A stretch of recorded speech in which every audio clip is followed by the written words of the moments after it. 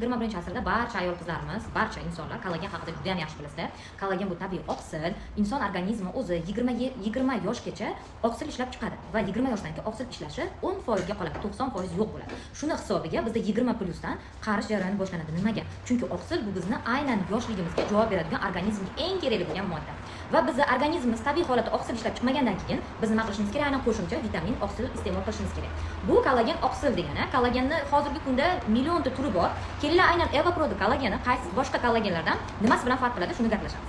Birinchidan Evaprodu kollageni parashok ko'rinishda. Parashok bu organizmda 90% qonda so'riladi. Ya'ni siz kollagen iste'mol qilganingizda organizmga so'rilsagina, u qonda so'rilsagina organizmda natijasini ko'rsatadi.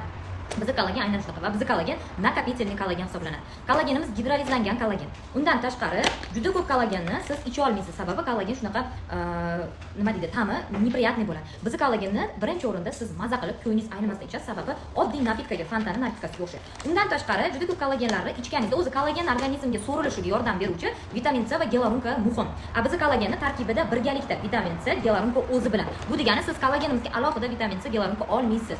Bizning kollagenimiz 5000 monodozada hisoblanib, inson organizmiga bir kunlik kerakli bo'lgan dozani bittasi o'zi beradi. Men juda ham ko'p kollagenlarni ko'rganman va ularning dozasi 1000 dan bo'ladi. Agar 1000lik siz dozali olsangiz, siz bir kunda 5 ta pochkalab ichishingiz kerak. Bu degani kollagen juda ham ko'p ichasiz. Bizga o'zi dozirovkasi balandligi uchun bir kunlik organizmni o'ziga beradi. Evaprodu kollagendan natijalar juda ham ko'p. Agar siz o'zingiz natijani ko'rish xohlasangiz, mana shu 30 gruppani ham qo'yib qo'yaman, albatta kirib ko'rsangiz bo'ladi. Shaxsan men o'zim shu kollagenni iste'mol qilib yuraman. Juda ham ko'pchilik yoshimni har doim noto'g'ri aytishadi. Ya'ni yoshimga juda ham yosh berishadi. 3 ta farzandim bor deb o'ylamaydi. Katta o'g'lim 10 ga kirdi desam hech kim ishonmaydi. Buni barchasi aynan shu kollagenni iste'mol qilib o'zimga qarab yurishimda.